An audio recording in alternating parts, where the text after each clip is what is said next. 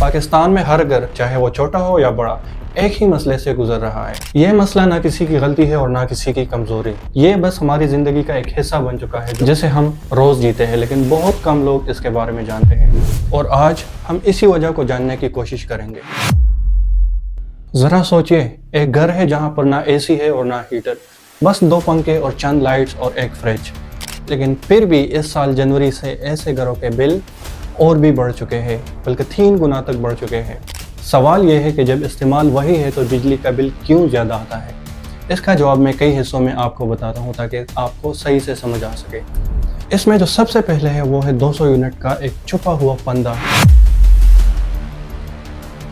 پاکستان میں بجلی کا ٹیرف سلیب سسٹم پہ چلتا ہے، مطلب جتنا یونٹ آپ استعمال کرو گے اتنا ہی یونٹ کا ریٹ بڑھتا جائے گا۔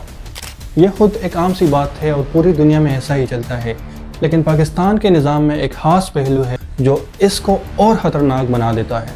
نیپرا کے قواعد کے مطابق اگر کوئی 200 یونٹ سے کم بجلی استعمال کرے تو وہ پروٹیکٹڈ کنزیومر میں آتا ہے اور اسے کم ریٹ پر بل آتا ہے۔ مثال کے طور پر ایک گھر ہے اور اس گھر کے یونٹ کنزمپشن 200 یونٹ سے کم ہے تو اس کا بل تقریباً 3000 تک آتا ہے، لیکن اگر وہی گھر 1 یونٹ ایکسٹرا یوز کرے تو وہ پھر نان پروٹیکٹڈ کیٹیگری میں آتا ہے۔ صرف وہ 2 یونٹ مہنگے نہیں ہوتے، نیپرا کے قواعد کے مطابق پورے مہینے کی کنزمپشن نان پروٹیکٹڈ ریٹ پر کیلکولیٹ کی جاتی ہے، مطلب پہلے یونٹ سے لے کر آخری یونٹ تک سب مہنگے ریٹ پر۔ اور اس کا سمپل مطلب یہی ہے کہ 2 یونٹ زیادہ استعمال کرنے سے آپ کا بل 3000 سے بڑھ کر 9 یا 10,000 تک پہنچ سکتی ہے، اور یہ کبھی کبھی اس سے بھی زیادہ تک پہنچ سکتی ہے۔ لیکن اصل مسئلہ یہی ہے کہ یہ صرف 1 مہینے تک لمیٹڈ نہیں ہے۔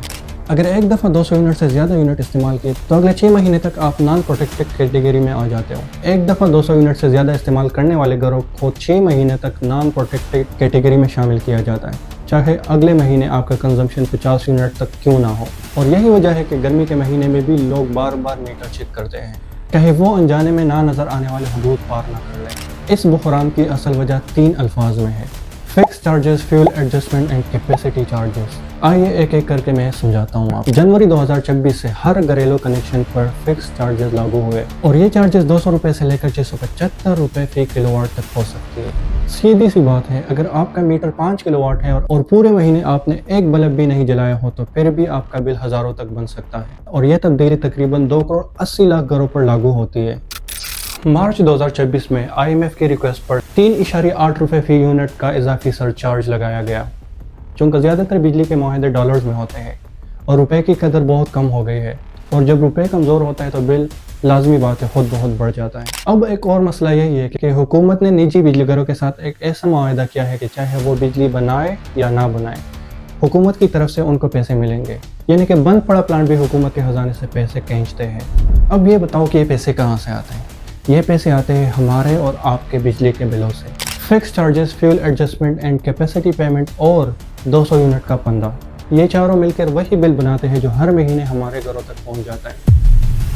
کسی بھی شہر کے دکان میں جاؤ، وہاں پہ بھی دکاندار سوچتا ہے کہ فریزر 24 گھنٹے لگاؤ یا صرف آدھا دن۔ اسی طرح اگر آپ کسی صنعتی ایریا میں جاؤ تو وہاں پہ بھی مالک پریشان ہے، وہ صرف آدھے دن تک بجلی استعمال کرتا ہے۔ اور اسی طرح آپ کسی کلینک یا ہاسپٹل کی طرف چلے جاؤ تو ابھی وہ بجلی کے ساتھ ساتھ جنریٹر بھی یوز کرتے ہیں، کیونکہ بہت سے علاقوں میں لوڈ شیڈنگ ہوتی ہے اور جنریٹر یوز کرنے سے اور بھی برڈن زیادہ ہو جاتا ہے۔ ایک طرف دکاندار ہے جو فریزر آدھا دن بند کرتا ہے اور ایک طرف کارخانے کا مالک ہے جو اپنا کام صرف آدھے دن تک کرتا ہے۔ دونوں کا تعلق مختلف کام سے ہے، لیکن مسئلہ دونوں کا ایک ہی ہے۔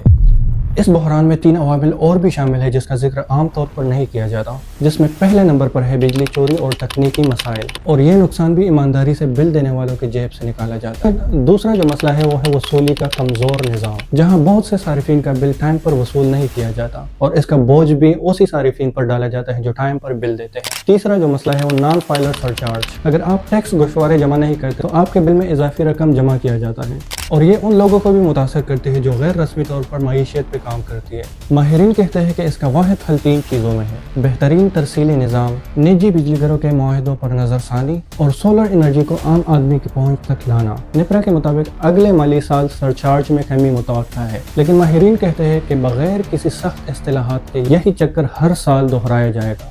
اب ہم آتے ہیں واپس اسی جگہ جہاں سے ہم نے شروع کیا تھا، ان تمام گھروں میں جہاں ہر مہینے یہی لمحہ دہرایا جاتا ہے۔ یہ صرف ایک بل کی کہانی نہیں ہے، یہ اس بات کی کہانی ہے کہ ایک نظام کے فیصلے کے دور بیٹھے دفتروں میں ہمارے روزمرہ کے چھوٹے چھوٹے فیصلے کیسے طے کرتے ہیں۔ اب جب آپ بجلی کا بل دوبارہ دیکھو گے تو وہ اتنا خوفناک نہیں لگے گا، کیونکہ اب آپ کو پتہ ہے کہ اس کے پیچھے کیا حساب کتاب چل رہا ہے۔ اگر یہ کہانی آپ کو اپنی لگی تو کمنٹ میں ضرور بتائیے گا۔